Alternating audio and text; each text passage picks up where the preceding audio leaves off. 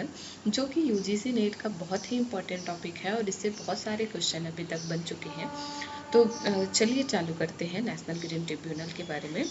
तो सबसे पहले तो नेशनल ग्रीन ट्रिब्यूनल जो है वो एक सांविधिक और अर्धन्यायिक निकाय है। तो इसके कुछ बेसिक फैक्ट मतलब हम अपने स्ट्रक्चर देख लेते हैं कि क्या क्या हम इस वीडियो में पढ़ने वाले हैं। जैसे हमारा रहेगा बैकग्राउंड, इंट्रोडक्शन, इम्पोर्टेंट सेक्शन, संरचना और major decision and power and की object and the appointment and tenure. तो India is the first dedicated environment court है। तो इसका कुछ बैकग्राउंड देख लेते हैं, कुछ इंपॉर्टेंट देखेंगे, ज़्यादा डीप में नहीं देखेंगे। जैसे हमारा अनुच्छेद बोलता है राइट टू लाइफ के बारे में, राइट टू लाइफ के बारे में बोलता है हमारा भारतीय संविधान। फिर भारतीय संविधान का 323 जो है वो पार्लियामेंट को पावर है, जो पार्लियामेंट को पावर है क्रिएटर ट्रिब्यूनल करने का। फिर जून 1972 का कुछ इंटरनेशनल एस्पेक्ट में स्टॉकहोम डिक्लेरेशन हुआ था। फिर हमारा चिपको आंदोलन हुआ, उससे पहले 1730 में बिश्नोइयों का बलिदान हुआ। फिर 42nd अमेंडमेंट आया, जो बहुत ही महत्वपूर्ण अमेंडमेंट था, जो अनुच्छेद 48, 48A और 51A(G) जोड़ा, जो पर्यावरण के संरक्षण को बढ़ावा देते हैं। और पर्यावरण से रिलेटेड कुछ महत्वपूर्ण केस हैं, जैसे Subhash Kumar versus state of Bihar 1991 का केस है, जिसमें राइट टू हेल्दी इन्वायरमेंट दिया गया था, जो आर्टिकल 21 के अंतर्गत था।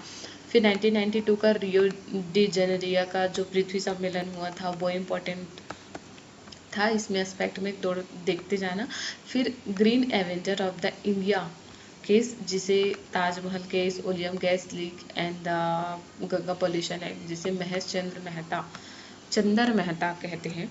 फिर 1997 में जो है वो फाइनली जो है हमारा नेशनल इन्वायरमेंट अपीलेट अथॉरिटी बनाया गया था 1997, जब मैं पैदा हुई थी 1997 में। उसके बाद आता है 18 अक्टूबर 2010। फाइनली 18 अक्टूबर 2010 को ये गठन किया गया था नेशनल ग्रीन ट्रिब्यूनल का। 42nd अमेंडमेंट देख लेते हैं। जैसे आर्टिकल 343A जो है वो एडमिनिस्ट्रेटिव ट्रिब्यूनल के लिए था, लेकिन 343B जो है वो अदर ट्रिब्यूनल मतलब ये लेबर कोर्ट के लिए था। ठीक है, अब अपन बात करते हैं इसका कुछ इंट्रोडक्शन कि इसका इस्टेब्लिशमेंट कब हुआ था। 18 अक्टूबर को इसका इस्टेब्लिशमेंट हुआ था। इसका ग्राउंड्स क्या था, एनजीटी एक्ट 2010 सेक्शन 3 के अंतर्गत इसका गठन किया गया था। फिर इसका नेचर जो है वो स्टेटरी एंड कॉन्स्टिट्यूएंसी, जैसे हमने पहले आपको बताया था।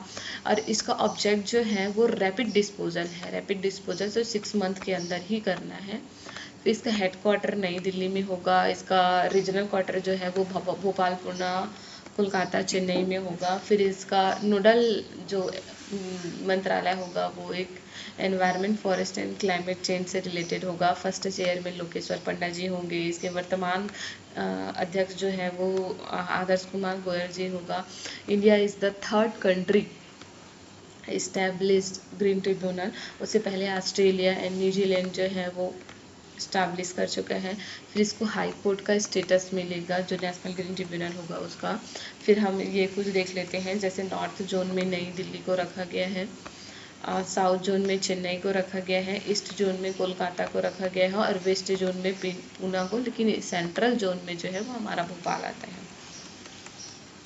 इसमें कुछ हम इम्पॉर्टेंट सेक्शन देख लेते हैं। फिलहाल तो इसमें टोटल जो है 5 सेक्शन है और 5 चैप्टर है और इसमें टोटल सेक्शन जो है वो 38 दिया गया है। फिर इसका सेक्शन 3 जो है वो एनजीटी का फॉर्मेशन के बारे में बात करता है, जो इम्पोर्टेंट नहीं है। जो ये भी है कि इसको सिर्फ इसमें मेन है सेंट्रल गवर्नमेंट करेगा। फिर इसके कुछ स्ट्रक्चर, जैसे चेयरपर्सन होंगे, फिर जुडिशियल मेंबर होंगे, फिर आता है सेंट्रल गवर्नमेंट जो है वो एक वो क्या बोलते हैं, ये तो हुआ जुडिशियल मेंबर। फिर एक्सपर्ट मेंबर, ये एक्सपर्ट मेंबर के बारे में बात करता है। तो चेयरपर्सन जो है वो एक ही होगा। जुडिशियल मेंबर जो है वो 10 और 20 हो सकते हैं, अधिकतम 20 और न्यूनतम 10। और इसमें जो एक्सपर्ट मेंबर है उसमें भी अधिकतम 10, न्यूनतम 10 और अधिकतम 20 होंगे। फिर 42 सेक्शन 42 मतलब सेक्शन 4 का सबसेक्शन 2 बोलता है कि चेयरमैन इनवाइट एक्सपर्टी, जो एक्सपर्ट होंगे यहाँ से एक्सपर्ट मेंबर, उनको चेयरपर्सन इनवाइट करेगा। फिर इसमें 40 जो सेक्शन 4 का सब सेक्शन 3 है वो बोलता है कि उसका प्लेसमेंट कहाँ होगा, तो ये सेंट्रल गवर्नमेंट निर्धारित करेगी। फिर हम देखते हैं जो चेयरपर्सन होगा वो सुप्रीम कोर्ट का न्यायाधीश होगा, जो वर्तमान भी हो सकता है और सेवानिवृत्त भी हो सकता है। फिर हम आते हैं हाई कोर्ट का चीफ जस्टिस।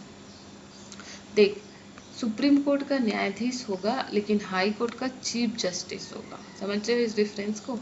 फिर ये वर्तमान या सेवानिवृत्त हो सकता है। फिर आता है जुडिशियल मेंबर। जुडिशियल मेंबर जो होता है वो सुप्रीम कोर्ट हाई कोर्ट का कोई भी वर्तमान या सेवानिवृत्त न्यायाधीश। इसमें कोई भी कहा है, मतलब इसमें आप चीफ जस्टिस हो जरूरी नहीं है, कोई भी जज आ सकते हैं।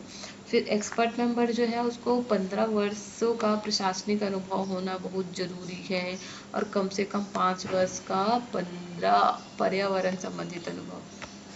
प्रशासनिक अनुभव जो हमारे जैसे कोई भी केंद्र सरकार या राज्य सरकार द्वारा स्थापित कोई भी संस्थान है उसके बारे में बात करता है। और इसका दूसरा क्वालिफिकेशन है एक्सपर्ट मेंबर का, तो वो डॉक्टरेट होना चाहिए फिजिक्स या लाइफ साइंस में। फिर दूसरा डॉक्टर मास्टर होना चाहिए टेक्नोलॉजी एंड इंजीनियरिंग में। फिर उसमें कुछ कुछ एक्सपीरियंस दिए हैं, जैसे 15 ईयर्स का एक्सपीरियंस इन रिलेवेंट फील्ड, अपना अपना जिस फील्ड में है, और 5 वर्ष जो है वो एनवायरमेंट, ये वाला जो ये ऊपर दिखाया गया है ये वाला ये है। उसके बाद इसके अवधि के दौरान वो कोई भी जो है कोई भी और एक्स्ट्रा पद धारण नहीं करेगा।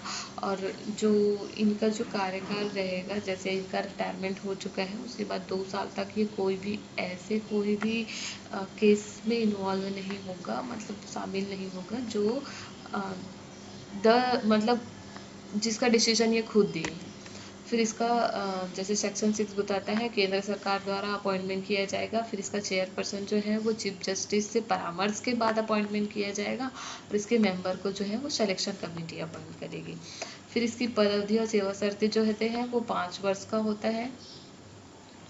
अध्यक्ष एवं सदस्य जो है वो 5 वर्ष के लिए रहेंगे और इसकी पुनर्नियुक्ति नहीं होगी। तो अध्यक्ष एवं सदस्य तो हो गए, लेकिन अगर वो सुप्रीम कोर्ट से है तो 5 वर्ष प्लस 70 साल तक रहेंगे। हाई कोर्ट का अध्यक्ष एवं सदस्य है तो वो 5 साल और 67 मतलब 67 साल तक रहेंगे। और अगर कोई विशेषज्ञ हैं तो वो 5 वर्ष प्लस 65 ईयर तक रहेंगे। ये अपना रेजिग्नेशन जो है वो सेंट्रल गवर्नमेंट को देगा, और इसकी सैलरी जो है वो सेंट्रल गवर्नमेंट ही देगी। फिर इसका रिमूवल भी सेंट्रल गवर्नमेंट करेगा अगर मतलब हमारे जो चेयरपर्सन और जुडिशियल मेंबर हैं वो सुप्रीम कोर्ट के जांच के बाद हटाया जाएगा, सुनवाई का राइट दिया जाएगा। और हमारे जो एक्सपर्ट होंगे उसको डायरेक्टली हटा सकते हैं, बस राइट टू बी हियर्ड मतलब सुनवाई का अधिकार देंगे। फिर इसके कुछ कुछ और ग्राउंड है, जैसे इंसॉल्वेंट नहीं होना चाहिए, फिर ये किसी भी ऑफेंस में कन्विक्टेड नहीं होना चाहिए, ये फिजिकली और मेंटल इनकैपेबल नहीं होना चाहिए, ये अब्यूज़ ऑफ द पोजीशन मतलब पद का दुरुपयोग ना करता हो, और ये जो है वो ये अफेक्ट प्रीजुडिशियली मतलब कोई ऐसे हित अर्जित ना करे जो प्रतिकूल हो। फिर इसमें कुछ ये ज़्यादा इम्पोर्टेंट नहीं है, बस इसको देखना है। सेक्शन 11 बोलता है केंद्र सरकार द्वारा एक्टिंग चेयरमैन जो है अपॉइंट किया जाएगा सेंट्रल गवर्नमेंट द्वारा। फिर इसके जितने भी ऊपर जो ये employ of the central government के बारे में बात करता है जो इम्पोर्टेंट नहीं है। अब हम चलते हैं कुछ जैसे इसके अपीलेट जुरिडिक्शन कहाँ कहाँ तक हो सकता है ट्रिब्यूनल का। तो ट्रिब्यूनल का अपीलेट जुरिडिक्शन होगा पहले the water prevention and control act 1974 में, water prevention and control of pollution cess act 1977 में, फॉरेस्ट एक्ट 1980 में, air prevention control pollution act 1981 में, एनवायरमेंट प्रोटेक्शन एक्ट 1986 में, and public liability insurance act 1991 and biodiversity act 2002। अब हम इसके कुछ power देख लेते हैं। जैसे सिविल कोड का पावर होगा, ये नेचुरल जस्टिस फॉलो करेगा, और ये power to regulate the over procedure मतलब अपने ही प्रोसीजर को ये रेगुलेट कर सकता है, कहीं पे गलत है तो इसका। और जैसे सस्टेनेबल डेवलपमेंट इसका मेन मोटो रहेगा, ये पूर्वावधीन सिद्धांत मतलब प्रिकॉशनरी प्रिंसिपल को फॉलो करेगा। प्रिकॉशनरी मतलब संरक्षण कुछ होता है, पता नहीं। पॉलिटर पे प्रिंसिपल को फॉलो करेगा, और ये अगर अपील भी करेगा सुप्रीम कोर्ट पे तो 90 डेज़ के अंदर करेंगे, ठीक है। और ये जो है वो भारतीय दंड संहिता के सेक्शन 21 के अंतर्गत लोक सेवक माना जाएगा। इस अधिनियम का ओवर राइडिंग इफेक्ट होगा, और इसमें अमेंडमेंट सेंट्रल गवर्नमेंट करेगा, इसका रूल भी सेंट्रल गवर्नमेंट द्वारा बनाया जाएगा। ये तो वही है जो पढ़े हैं, ये भी वही है। फिर इसका ऑब्जेक्ट देख लेते हैं, मतलब ऑब्जेक्ट ऑफ द कमीशन देख लेते हैं। जैसे पर्यावरण का मामला 6 माह के अंदर निपटाना, मतलब वही रैपिड डिस्पोजल का केस है। फिर मुकदमेबाजी का बोझ कम करना, और फिर इसका ये है जंगल व प्रकृति की सुरक्षा व संरक्षण के लिए, मतलब जंगलों की सुरक्षा व संरक्षण के लिए, और पर्यावरण से जुड़े कानूनों की रक्षा करने के लिए conservation of the environment law and compensation देने के लिए। फिर इसमें आता है जागरूकता का प्रसार करने के लिए, मतलब पर्यावरण से संबंधित या सुरक्षा के लिए। फिर पर्यावरण को नुकसान पहुंचाने वाली गतिविधि को रोकना इसका महत्वपूर्ण भूमिका है। फिर इसका पावर जो होता है वो डायरेक्ट एवं इनडायरेक्ट, अगर पर्यावरण से रिलेटेड कोई भी मामला है तो वो इसमें शामिल किया जाएगा। फिर ये जो है वो सिविल प्रक्रिया संहिता 1908 को फॉलो नहीं करता, और ना ही बॉन्डिंग है। लगता है तो फॉलो कर सकता है, लेकिन बॉन्ड वो नहीं है, बैंडिंग नहीं है। फिर आता है ये प्राकृतिक न्याय के सिद्धांत को फॉलो करता है। ये पीड़ितों को क्षतिपूर्ति प्रदान करता है, और ये 3 वर्ष तक कारावास दे सकता है, और ये जो है वो पनिशमेंट देगा, जैसे 10 करोड़ तक व्यक्तिगत और 25 करोड़ तक जो है वो कंपनी को रिलेटेड दे सकते हैं। ऐसे कुछ केसेस थे। जैसे महत्वपूर्ण निर्णय, जैसे अपन देखते हैं दिल्ली लेटेस्ट देखते हैं 2015 में दिल्ली एनसीआर 10 वर्ष पुराने डीजल वाहनों पर रोक लगा दी गई थी। 2017 में आर्ट ऑफ लिविंग फेस्टिवल को भी इसमें करने के कारण आर्ट ऑफ लिविंग फेस्टिवल हुआ था, जो गुरु जी का होता है। 5 करोड़ रुपए का जुर्माना लगा था। 2017 में एनजीटी में 50 माइक्रोन से कम मोटाई वाले प्लास्टिक बैग पर प्रतिबंध कर दिया गया था।